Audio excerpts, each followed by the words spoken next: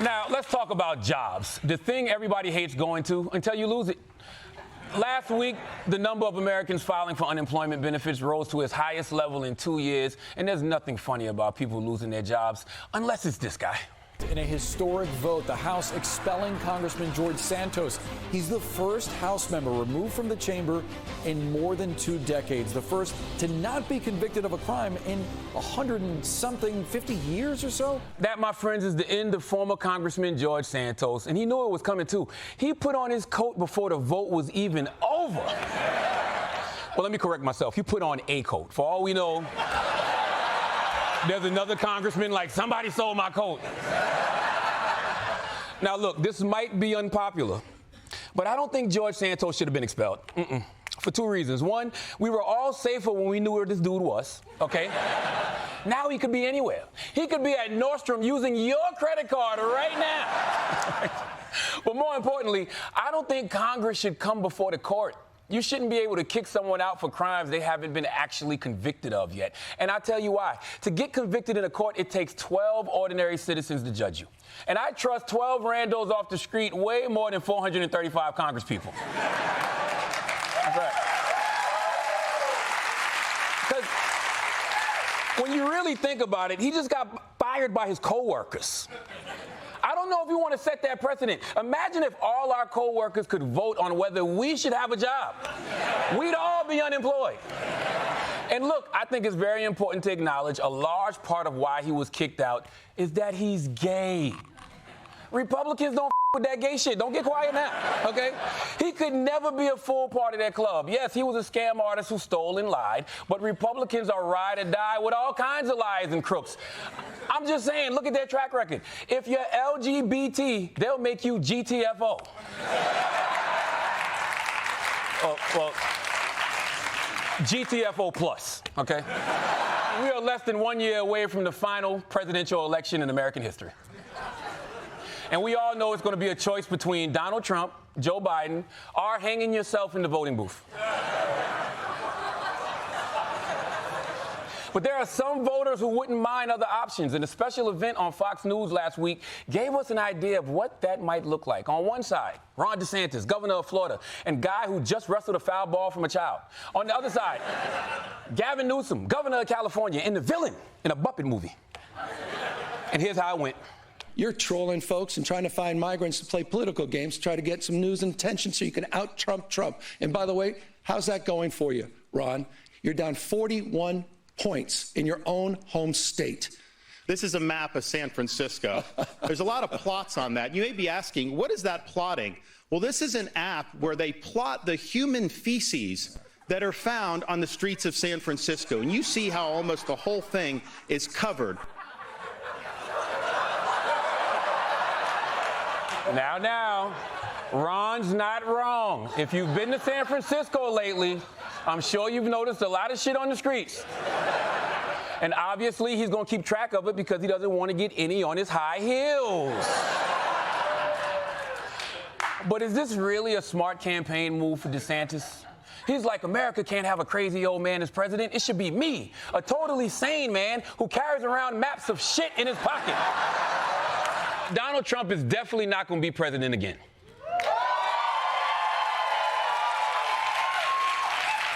The bad news is because he's going to be dictator.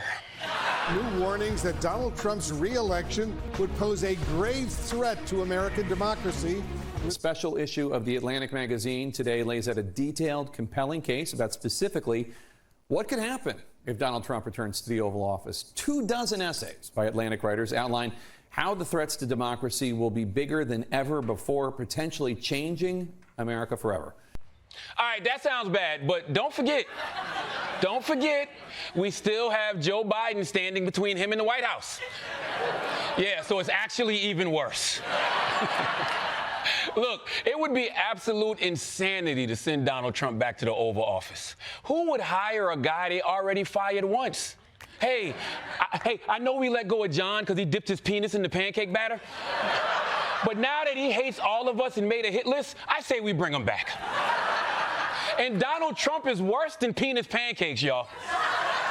Because I agree with Liz Cheney. If Trump becomes president, he's never, and I mean never, leaving office again, all right? If you were facing that many charges, you'd barricade yourself in the White House, too. I don't even think Trump wants to be president. He just likes the immunity. If being host of Let's Make a Deal meant you couldn't go to prison, he'd be campaigning for that, too. That's right. That's right. And by the way, people aren't just guessing. Trump's out there saying what he's going to do. He said he'll sic the military on protesters, open internment camps for illegal immigrants, and shut down media outlets that criticize him. And you know he will, because the last time he was president, he reportedly tried to get the Justice Department to investigate Saturday Night Live for making fun of him. This dude was really going to send David S. Pumpkins to Guantanamo.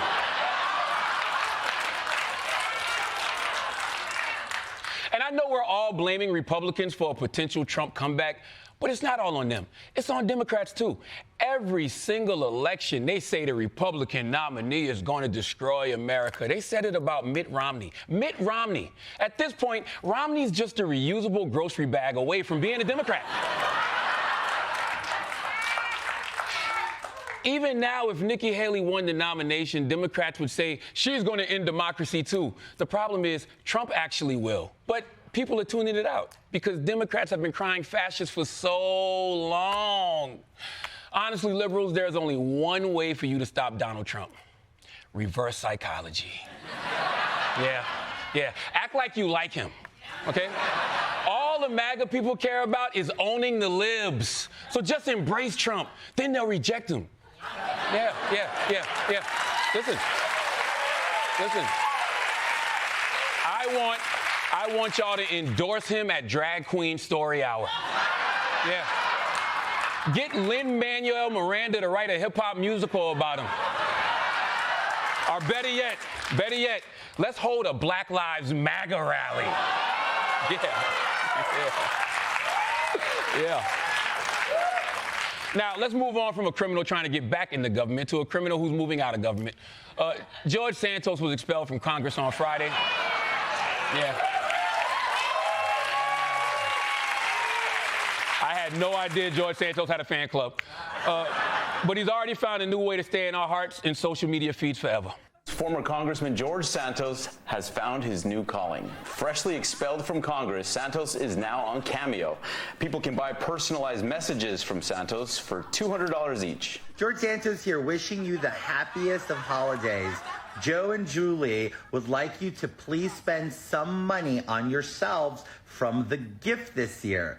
It could be anything from Botox to luxury goods of any kind, like a trip to Hermes or makeup from Sephora or a subscription to OnlyFans. He's good. That guy is very good at Cameo. He's good at public speaking. He's relatable. He has a personal touch. You know what? He should run for Congress. But yeah, it makes sense that George Santos is a star on Cameo. And knowing his history of lying, he's probably also a cardiologist on Teledoc, too. And look, I got no problem with Santos being on Cameo. The man is a hustler, and that's what he does. What I do have a problem with is all the people paying him for cameos. Like, come on, America. You wonder why everyone in government is behaving so badly? It's because we're rewarding bad behavior. All right? Come on, man. This dude gets kicked out of Congress for stealing credit cards, and now we're giving him our credit cards to make videos about how he stole credit cards? I won't knock his hustle. Good luck to you, George Santos, but he'd better do these cameos now because they're going to be way less charming when the background is his cellmate taking a shit.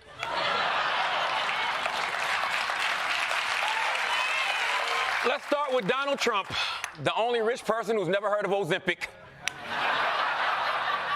Now, yesterday we were talking about how everyone is worried that if Trump gets back into the White House, he's going to declare himself a dictator.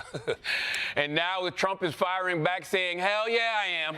At a town hall overnight with Fox News host Sean Hannity, Donald Trump was asked what should have been an easy question.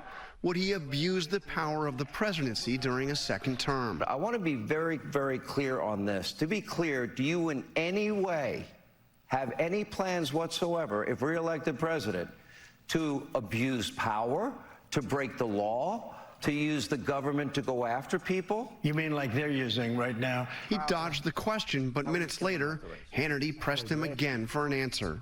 Under no circumstances, you are promising America tonight, you would never abuse power as retribution against anybody. Except for day one. Except Look, for? he's going crazy. Except for day one. Meaning?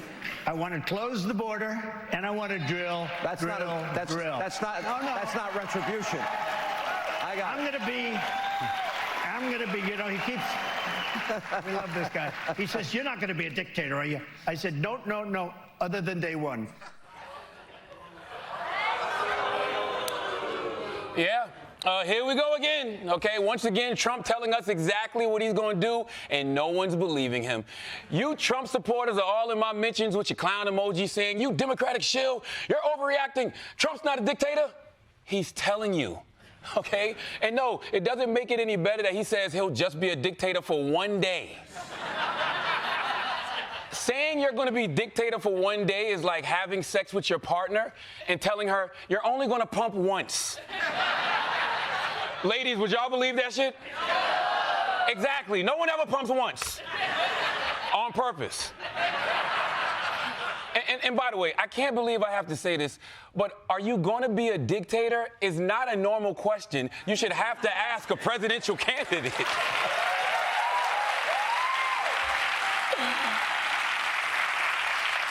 If you have to ask your babysitter, are you going to eat my kids? It doesn't matter what their answer is. The fact that you needed to ask them means you should get another babysitter. So Donald Trump is currently running on a platform of dictatorship, and the only man standing in his way is President Joe Biden. Seen here looking at his own approval ratings. People have been questioning why Biden hasn't stepped aside, and last night Biden gave an answer that just raised more questions. Now to President Biden's candid new remark on why he's running for re-election. During a closed-door fundraiser Tuesday, Biden told supporters, quote, if Trump wasn't running, I'm not sure I'd be running, but we cannot let him win. And just a short time ago, John, he renewed his claims that he's going to beat Trump. Watch. Do you think there is any Democrat who could defeat Donald Trump other than you? Probably 50 of them. You do believe that there are? I'm not the only one to defeat him, but I will defeat him. Oh, my God. This is Biden's ego talking, okay? If you think there are other people who can beat him, step aside, all right? I know you think you've got this in the bag. I know he thinks he's got this in the bag, but the polls say otherwise. I want Biden stepping in to beat Trump the way I want him stepping in to defend me at a bar fight. I appreciate you caring, but I don't like our chances. The point is, we don't need Biden to beat Donald Trump, just like we didn't need RBG to stay on the court, okay? Maybe if RBG had retired during the Obama years, we'd still have Roe v. Wade. Maybe. But people said, no, she needs to be here to protect Roe. And now, look, both of them are gone. It's true, they're both gone. See, the facts are, Biden's not getting any younger. He's not going to get any more popular, and he's not getting a new running mate. So please, Mr. President, give America the ultimate Christmas gift and step aside. All right, let's move on to a more important election. Every year, Time magazine announces the person of the year. So that people remember what Time magazine is. And this morning, we found out who won 2023. Sam Jacobs is Time's editor-in-chief. Sam, good morning. Welcome to Today. You can reveal right now who it is. Are you ready for it? We're ready for it. The 2023 Time Person of the Year is Taylor Swift. Okay. Let's just get this out of the way, Sam, because the world is on fire right now. And, you know, this is Person of the Year, and it purports to say this is the most influential person or group of persons in the world this year. You picked Taylor. We know about her influence. How did you justify this decision? There are a number of different choices that could have represented 2023. And I don't think there's anyone who's moved so many people so well as Taylor Swift did in 2023. Yeah. Also, my teenage daughter doesn't speak to me, and I thought this would help. But yeah. But yes, Taylor Swift is Time's Person of the Year, which is terrible news for Taylor Swift. Have you seen how the past few winners of this are doing? Last year, Zelensky won. How's Ukraine doing now? Year before that, Elon Musk got the cover. How's Twitter doing now? Year before that, Biden and Kamala got the cover. Enough said. Forget Travis Kelce. If this pattern keeps up, next year Taylor Swift is going to be dating the punter for the New York Jets. Last night was another debate between all the Republican candidates who aren't going to win. Yeah. It's like the national spelling bee without the Asian kids. Yeah. And we've got all the details in our continuing coverage of Democracy 2024.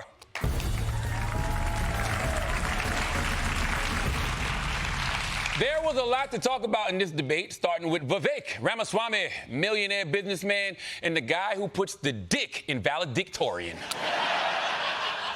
Over the last few debates, Ramaswamy has built up a bit of a reputation for being a world-class asshole. Yeah, and this debate was no different. One thing that Joe Biden and Nikki Haley have in common is that neither of them could even state for you 3 provinces in eastern Ukraine that they want to send our troops to actually fight for. Look at the blank expression. She doesn't know the names of the provinces that she wants to actually fight for. The only person more fascist than the Biden regime now is Nikki Haley. Nikki, I don't have a woman problem. You have a corruption problem. And I think that that's what people need to know. Nikki is corrupt. This is a woman who will send your kids to die so she can buy a bigger house. Chris, do everybody a favor. Just walk yourself off that stage, enjoy a nice meal, and get the hell out of this race. Why am I the only person on this stage, at least, who can say that January 6th now does look like it was an inside job? That the government lied to us for 20 years about Saudi Arabia's involvement in 9/11. That the Great Replacement theory is not some grand right-wing conspiracy theory. That the 2020 election was indeed stolen by big tech. That the 2016 election, the one that Trump won for sure, was also one that was stolen from him by the national security establishment that actually put up the... I didn't want him to cut him off. I want to know where Bigfoot lives, all right? Okay? This dude is up here spewing every conspiracy in the book, 9/11, stolen elections, replacement theory. He is right about January 6th being an inside job, though. I mean, the whole thing was orchestrated by the president. You can't get more inside than that, all right? And by the way, and by the way, going after Haley for supposedly not knowing 3 provinces in Ukraine just makes Haley seem relatable. None of us know shit about Ukraine. We just put that flag in our bio and call it a day. And when he told Chris Christie to go enjoy a nice meal, that was supposed to be a fat joke, right? I mean, it was definitely a more subtle fat joke than I expect from Vivek, okay? He's such an asshole, I figured he'd say something like, hey, Chris, if this president thing doesn't work out, don't worry. I heard they're doing an all-white reboot of Precious, all right? Or he could just hold up a sign that says, thick, okay? Thick, thick, thick, thick, thick, thick, all right? I'm just saying, if you want to be the new Trump, don't be subtle about it. And by the way, say what you want about Chris Christie. He was the only person on that stage who knew why Donald Trump getting reelected would be a giant problem for the country. I'm in this race because the truth needs to be spoken. He is unfit. This is a guy who just said this past week that he wants to use the Department of Justice to go after his enemies when he gets in there. This is an angry, bitter man who now wants to be back as president because he wants to exact retribution on anyone who has disagreed with him, anyone who has tried to hold him to account for his own conduct. Do I think he was kidding when he said he was a dictator? All you have to do is look at the history. You want to know why those poll numbers are where they are? Because folks like these 3 guys on the stage make it seem like his conduct is acceptable. Let me make it clear. His conduct is unacceptable. He's unfit. Good for Christie. Good for Christie. Good for him. You got to give him his props. Got to give him his props. Although it does show just how out of touch he is with the Republican base. He's like, guys, Donald Trump is going to be a dictator. And the whole audience is like, we know. We can't wait.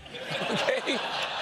And Christie is right. Other Republicans should be speaking out against Trump's authoritarian aspirations, okay? Hearing someone say they want to become a dictator is like hearing someone say they want to start a podcast.